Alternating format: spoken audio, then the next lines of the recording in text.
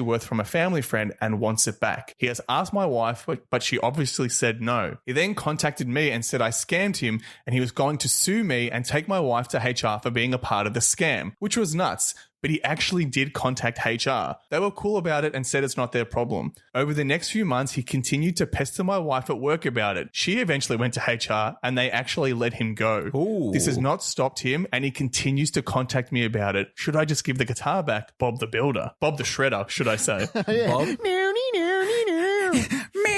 No, that's the answer. That douchebag that wants his guitar back, I know he's $46,000 lighter in the pocket, but should have done his research before you fucking put up a price. You think a deal's a deal? Is that what you're saying? A deal's a deal, man. I am the Wizard of Oz bargain. I know this. I know I know when a deal hits me in the face. That was a deal, man. That's you got to know what it is. Marcus, you may be the Wizard of Oz bargain, but where you don't, where you think you know how to bargain hunt, but my friend, where you get the true bargains is on Gumtree. So if you're the Wizard of Oz bargain, I am the master of the Gumtree. Can I say I'm here for the Tom Marcus beef? Once again, Tom takes another shot at Marcus's credentials. I'm here for this. This is the new beef of 2020, baby. Saying, Marcus, you are taking let's just say you find a deal on Ozbargain. Ozbargain is a bargain hunting website, which I am all for. I'm all for getting a nice juicy deal on Ozbargain. But if you find something that someone's listed up on Gumtree and you see that the listing's been up for maybe half an hour and it hasn't had any views, you strike and you get a sale before someone realizes that they're selling it for less than it should be. That there's a bargain Marcus is backpedaling. He's backpedaling. He was dissing you. He's calling you a casual bargain hunter. And he just explained to you why you're so bad at it. It's a thinly veiled diss right there.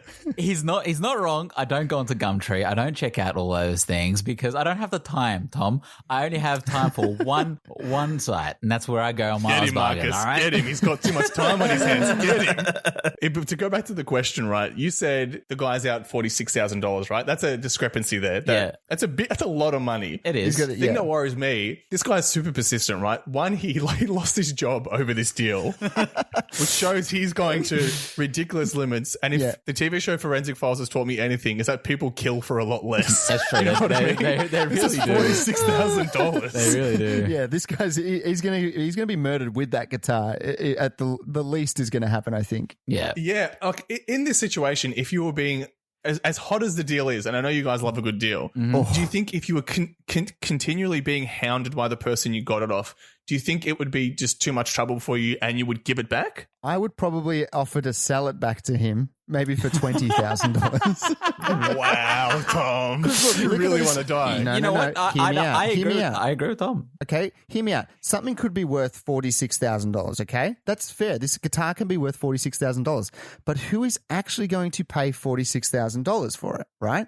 This guy that sold the guitar in the first place believes he could sell it for $46,000. So if I try to sell it back to him for $20,000, he's like, well, this is fine. I'll sell it for $40,000 and I'll make a $20,000 profit or $26,000 on top of it. But he won't sell it for $46,000. I guarantee he will not sell it for $46,000. You're probably right, but he's probably not the best person to try and sell it to now that he doesn't have a job. Probably.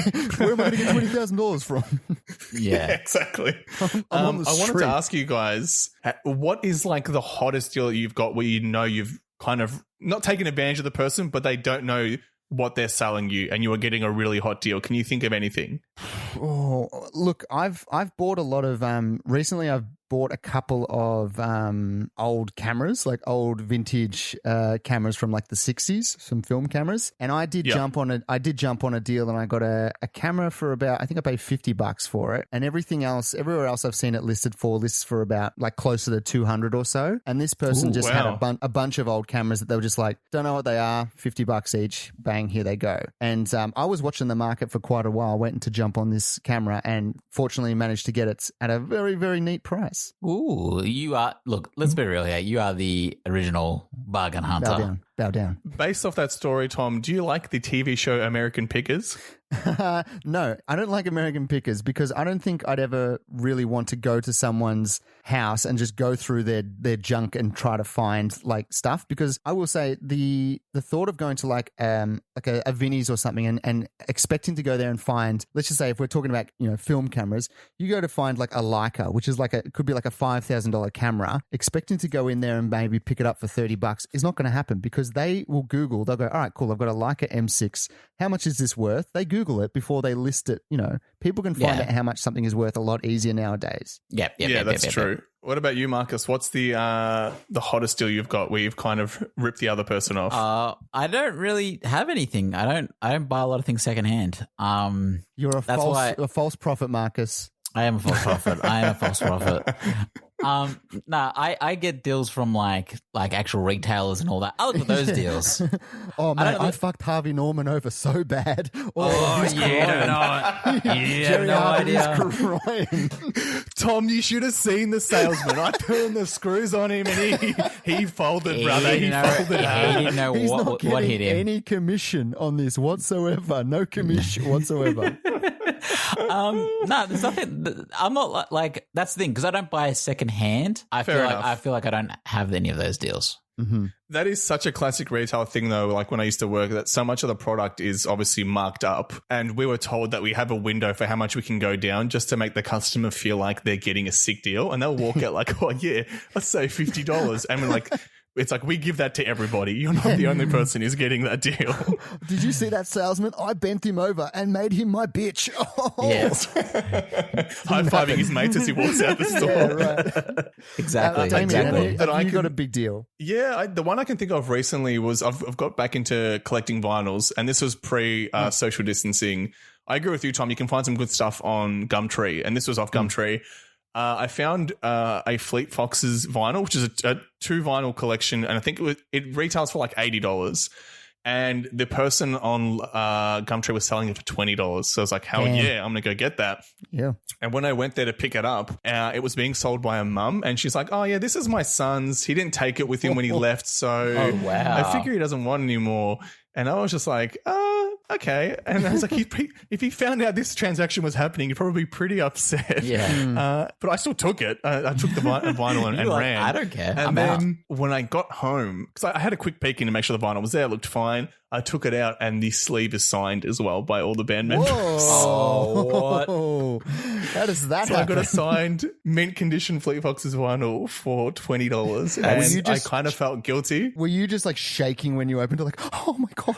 Yeah, when I opened it, Tom, I was like, Bob, you got to come in here and see this. This is a whole deal, Bob. But there was that guilt of like, this is probably something that with the signatures, with the original lineup, probably would have, I don't know, maybe could get $200 off somebody who really loves the band. And this mum didn't know what she had. Yeah, of course. I never heard from him again. As far as I know, I didn't have to get a restraining order on them. They didn't lose their jobs over the vinyl. So I think it's fine. You'll be right. But still, there is like a level of guilt to it. Look, it's fine to be able to, I think in these situations, the person usually doesn't really care. They won't look into it any further and find out how much something was worth. So you wouldn't need to feel bad. This person here with the guitar, it's a different situation. And it's unfortunate that it is a much larger sum of money than it would be like something else. Yeah. It's a scary amount of money. It makes me think of like with the show American Pickers, right? When they are finding things and buying them off people, a lot of the time the people are like, I don't know what this is, but I held on to it. Yeah. And on the TV show, they say, well, you've actually got something very valuable here. So let's say it's this guitar, for example, like we'll offer you $30,000, right? Yep. But I wonder if the cameras weren't rolling, if they're just like, if they're constantly ripping off people because they don't know what they have. But with the camera there, it's kind of like they have to be honest or else people are going to start judging them. Yeah, I think they will be. But like Antiques Roadshow, for instance, they don't buy stuff, right? As far as I'm aware, I've never really watched an episode, but they'll tell you what it's worth. No, they don't. They don't buy anything. They're not trying They to just buy appraise it. stuff. They appraise stuff. So they're actually giving you a proper thing, whereas the pawn shops are trying to buy it and then they want to have enough of a margin so they can resell it. So they want to buy it the smallest price possible. Yeah, exactly. Antique Roadshow is amazing, not for the people who find out they have like something that's really valuable. The I like opposite. seeing the people who think they have something valuable, and then when they get the gut punch of like, this is a really common item. You probably get like $50 for it and they just die inside. It's like, it's a family heirloom. What do you mean? No, it's Old nothing. English man, you're crushing me. If it's worth something to you sentimentally, just hang on to it then. Don't sell it and try and make money. Yeah, that's it. Yeah, exactly. Teach him a So lesson. what did we So in this say? situation, I want to go around the virtual room and see what you guys are doing in this situation. Tom. I would say try to sell it back to him for a higher price. I mean, there was a transaction that was done, so theoretically, legally, you would say money was exchanged for a good or a service. That person now has possession of it, so it's theirs. You can more than welcome to buy it back, but that's how it goes. And then I would say, look, then you can try and sell it and make more money. So I'd pump the price up, maybe not sell it for $4,000, maybe sell it back to him for like $10,000. I can make $6,000 off it and then go on my merry way. Yeah. Marcus. I got to agree with Tom there. That's sound advice. I mean, seriously, you don't have to give anything back to him. So you wouldn't have to give him back the guitar and get back the $4,000. Fuck that shit. I'd sell it back to him for 10, 12, 13, 20. I don't know. Okay. Pick a price. Oh, well, okay. Yeah, Damien? but I don't know. This guy scares me. I feel like he's lost everything, has nothing to lose. I'd probably keep the money and just give him the guitar back.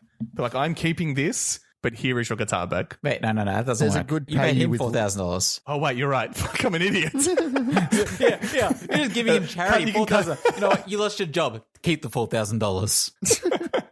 No, that's a very good point. No, wait, I'm ripping myself off. Yeah.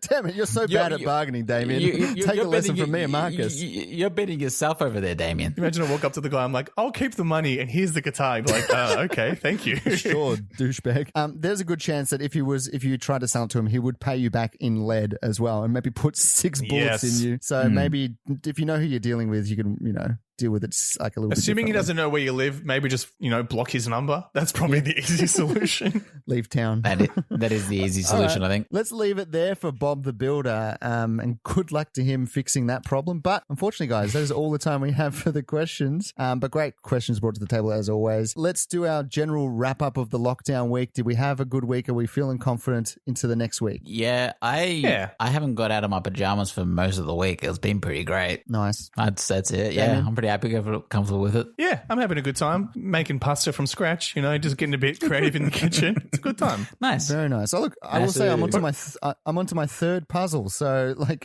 bring on the quarantine life, dude. I'm going to be puzzled out by the time I'm done. Have you done any 3D puzzles? No, I stick to 2D puzzles, Marcus. I don't fuck with that shit. Physics scare me. I want to ask you, Tom, and this is not a diss at puzzles. I don't want to get involved in a beef with you because I've seen what you do to people you're in beefs with. Watch out.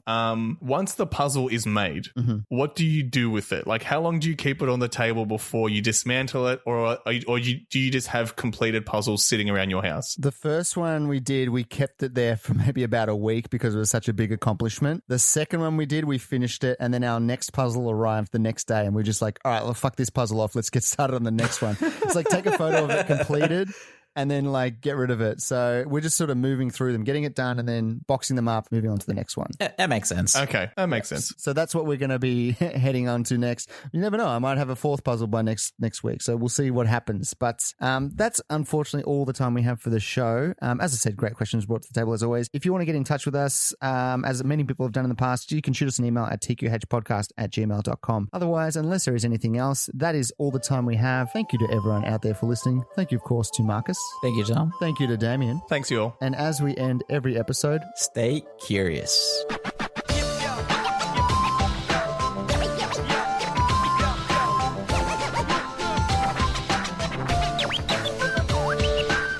thank you again for listening. If you want to get in touch with us and ask us a question of your own, you can email us at tqhpodcast@gmail.com. That email again, Tom. Is tqhpodcast@gmail.com. We're also on what, Marcus? We're on Twitter. We're also on Facebook. At TQH Podcast. You can find us there. And we are also on, Damien. Wherever you can get a podcast, that is where the TQH podcast is. Spotify, iTunes, Spreaker, Stitcher, you name it, we're on there. And if you head over to iTunes, rate, subscribe, and leave a review, that would be fantastic. 5 stars if you think we deserve it. Thanks for listening.